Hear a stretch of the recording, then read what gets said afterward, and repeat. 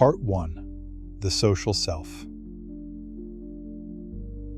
There's a strange thing that happens when you slow down enough to really hear your thoughts. You start to realize they aren't ideas. They're more like recordings, snippets, recitations of phrases that once came from somewhere else. School, church, movies, your mother's sigh, the boy who laughed at you when you raised your hand. This isn't about trauma. It's about ordinary programming. The philosopher Herbert Mead didn't think of the self as a solid thing. He saw it more like a conversation, an inner call and response. One part of you is the speaker. He called this the I, spontaneous, unfiltered, the part that just acts. But then comes the reply, the me, the echo chamber of norms, the part of you that's already watched how people respond. It knows the rules, the expectations, and it edits your behavior accordingly. The me isn't malicious. It was formed out of necessity. You learn to read the room, to soften your edges, to mirror what would keep you safe or liked. And that worked. Until it didn't. Until one day you started wondering why you felt like a guest inside your own mind. Most of us live in the me without realizing it. We are reacting to internal scripts, convinced they're our own choices. We argue for opinions we never really chose. We chase goals we were trained to value. We perform ourselves. This is how the self becomes simulated, not in a science fiction way, but in a psychological one. It's not that you don't exist, it's that most of what you think is you is a carefully edited broadcast of past influences. And this simulation becomes sophisticated. You build a sense of humor, taste in music, a way of speaking. You think you've curated a self, but really you've been curated by culture, by context, by survival needs masquerading as preferences. You find yourself repeating phrases without knowing why. You feel guilt for wanting rest. You hesitate before expressing joy. All of it, residue, from what you were told, shown, or rewarded for. And the scariest part? Most of it was never said outright. It was modeled, absorbed through tone, through glances, through silence. This is where the dissonance begins. Not because you're fractured, but because the parts were never fully fused to begin with. And they're all still talking, each version of you trying to steer the wheel. There's a reason the voice in your mind often sounds like someone else. It is someone else, or multiple someones. You just forgot who said it first. And when you finally notice it, the question isn't, what's wrong with me? The real question is, who have I been rehearsing this whole time? Part 2.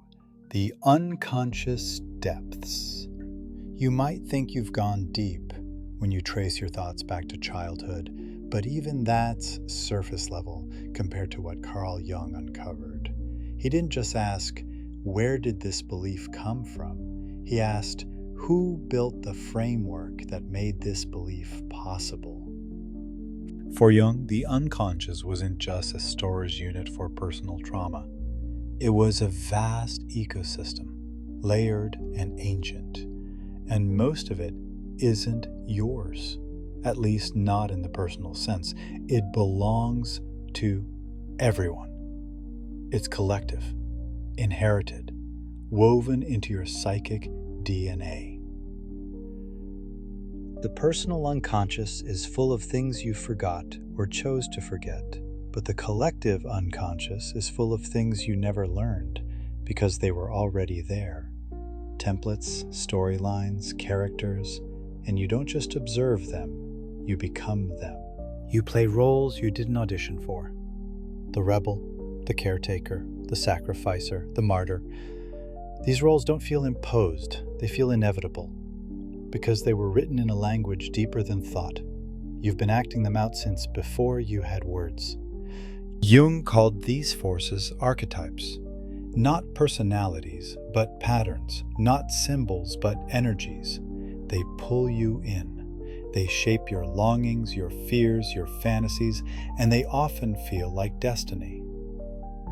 But if the me shaped you through social pressure, the archetypes shape you through story, through myth, through what you think is universal truth, but it's just ancient programming, coded in dreams, carried in metaphors, recycled endlessly. And sometimes you glitch. You don't follow the script. You act against your type. You confuse yourself. That's not failure.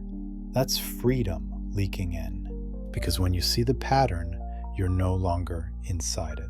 You're watching it. Once you start watching, the pattern can't fully possess you anymore. You might still feel the pull, but you're no longer the puppet. That's where individuation begins, not in becoming something new, but in realizing how much of you was never truly chosen. And then, maybe for the first time, you begin to choose. Part 3. Remembering the author. You can't escape programming, but you can become conscious of it. You can start noticing what's running in the background. Start by observing the obvious, your language, your assumptions, your preferences. Ask questions that don't have easy answers. Why do I crave admiration? Why do I shut down in silence? Who told me that ambition equals worth? Then go deeper, not by seeking truth, but by watching how you seek.